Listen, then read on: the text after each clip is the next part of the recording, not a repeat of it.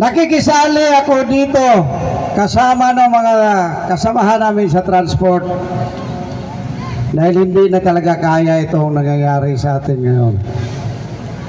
Panahon ni Pangulong Duterte, sa buong Pilipinas namin na biyahe kami, pinaka mahaba ang biyahe, Luzon, Visayas, and Mindanao. Wala pong 500 sa kalsada bawat bus. Ngayon, masahol pa sa illegal. Ang illegal, walang ihuhulog kasi may monthly. Pag dumaan ka sa kalsada ngayon, ang hanapin, hindi driver's license. Masakta na yung mga nandyan, mga kakilala ko dyan, nasa labas.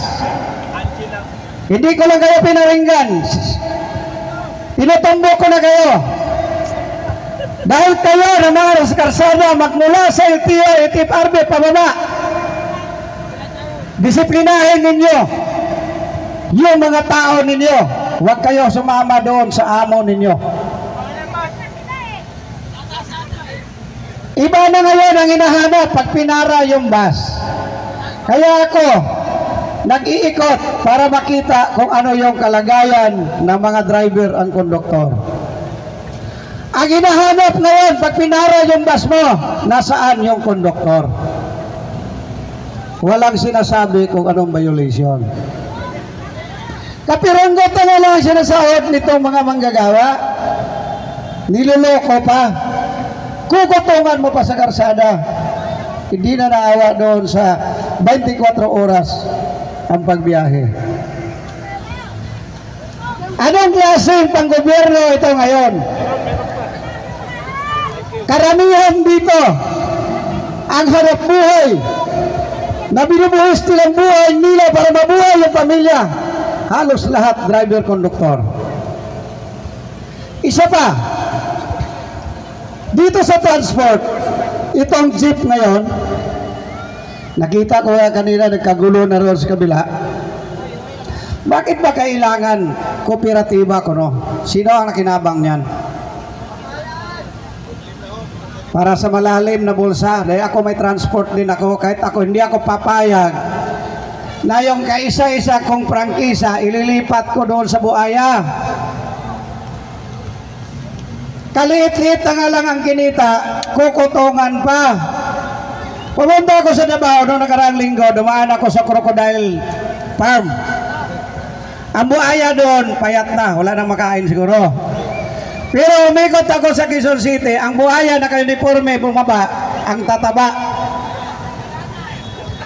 Naka-uniforme pa, nakabarong. Oso na yan ngayon ang buhaya ganyan. Kaya lahat siguro tayo sa Mindanao, pag-iikot ko, halos lahat sila nagkakaisa na. Tayo naman dito sa Luzon, siguro nanawagan ako sa lahat ng manggagawa para sa atin lahat naman ito, dahil ako pa-retired na. Kumilos kayo. Dahil ang kumpanya na pinapasukan ninyo, mamamatay na yan.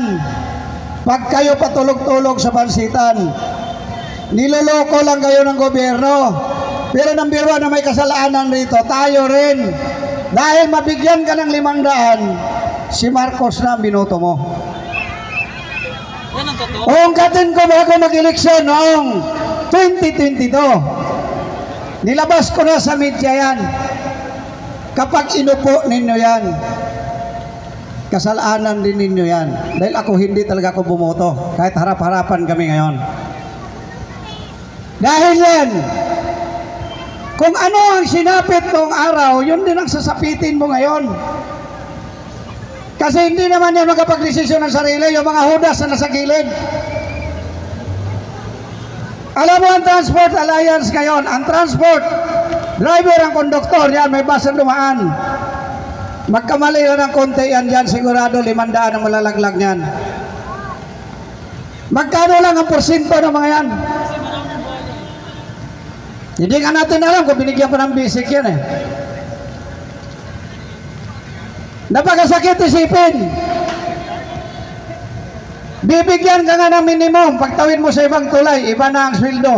Ang ginagawa ngayon sa transport, ililipat ang garahe doon sa Laguna para doon ang bisikret mo. Hindi na dito. Mayroon pa mabatikos dyan. Mayroong isang bata pa na YouTuber. Binatikos niya. Binatikos yung windsboard. Pero ano nangyari? Tinadtad siya ng asunto ngayon. Baka ako naman ito asuntuhin. Pero hindi bale. Labas-pasok na ako sa kulungan. Maraming bisis na ako pinakulong sa paglaban ng manggagawa. Noong 2017, dahil pinaglaban ko tanggalin ng agency sa kumpanya, nagawa kong natanggal, pinakulong naman ako. Tinaniman ako ng droga, tinaniman ako ng granada, tinaniman ako ng baril. Pero Ama ng Diyos, ito pa rin ako ngayon. Dito na ako. Dahil sila naman ang ipinalit ko doon, yung nagpakulong sa akin. Kukumustahin ko lang sila ngayon. Nandoon na yata sa Muntinlupa. Baka nakita nila ko ron. Yung mga pulis Pasay. Ngayon, bumalik na naman. Kaliwat kanan na. Ambisyo. Hindi na makontrol. May bisyo na nga sa cellphone. May bisyo pang droga. Kuno, huhulihin. Pero pag naglagay, palayain. Ganon kabastos ang gobyerno natin ngayon. Sana, sa buong Pilipinas, ang Pilipino magkakaisa. Tugisin na natin ito. At mayroon pa nga dyan iba. Nagpapasaring na salita na ito na mga member ng mga maisog bayaran. Kaya daw ito hindi dumami dahil mayroon daw hindi nabigyan kasi ang binibigay 500 lang, dapat daw 2,000. Ngayon, yung babaeng yan, di kita papangalanan kasi alam ko, kilala mo rin ako, nakikita tayo palagi. Puntahan mo ako, mag one-on-one tayo. Lahat ng mga YouTuber na nagsasabi na bayaran daw ito, magwanuruan tayo, hinahamon ko kayo. Dahil ako dito sa transport, hindi ako nagpapabayad kahit sinong Poncio Pilato. Haharapin ko sinong demonyo yan ang gustong harapin natin. One-on-one tayo, tatanungin ko kayo. Sino ang nagsabi na nagbabayad dito sa nagrarally? Kasi ako pumunta ako dito, nagamit ako ng sariling sasakyan ko para atin ako dito, akin yung krodo, walang nagbabayad sa akin. Para lang mailabas ko yung galit dito. Bakit? Niloloko na lang kayo. Kasama na ako doon, bali naman ako bumuto niyan, hinayupak na yan. Dahil hindi ko nga alam kung totoong junior ba yan eh. Yes, sa post office.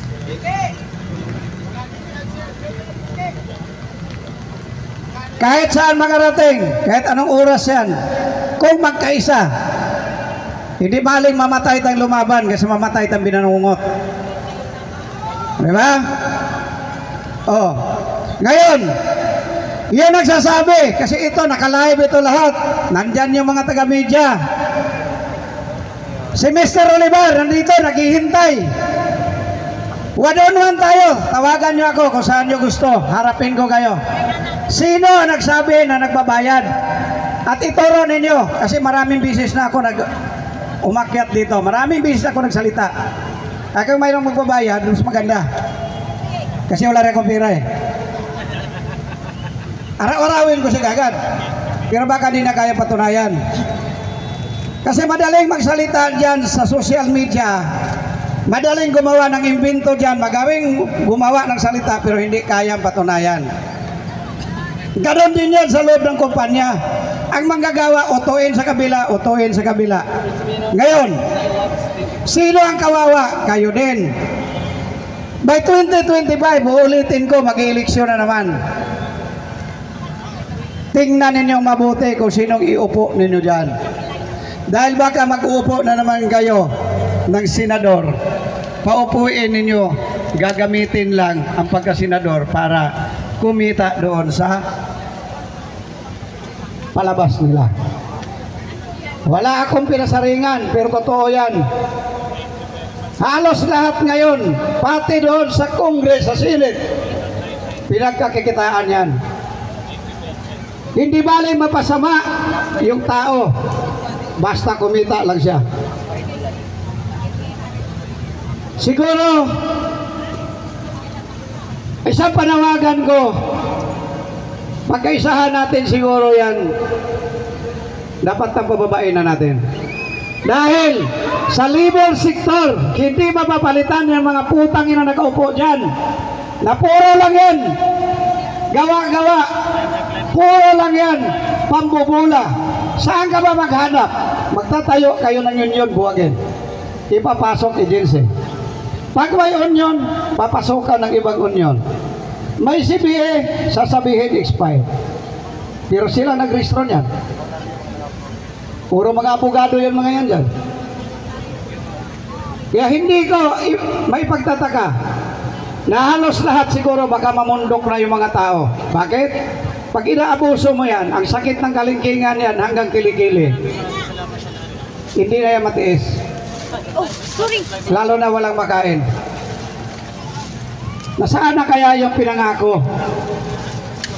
Nasaan ang pinangako na ibaba? Walang naibaba. Yung kilo ng bigas na 20 pesos, 70 na ngayon. Isa. Magkaisa tayong lahat Kasi iyan ninyo kasi wala na. para pababain yan. Kasi pag hindi natin mapababayan, tayong lahat ang maghihirap. Marami pong salamat.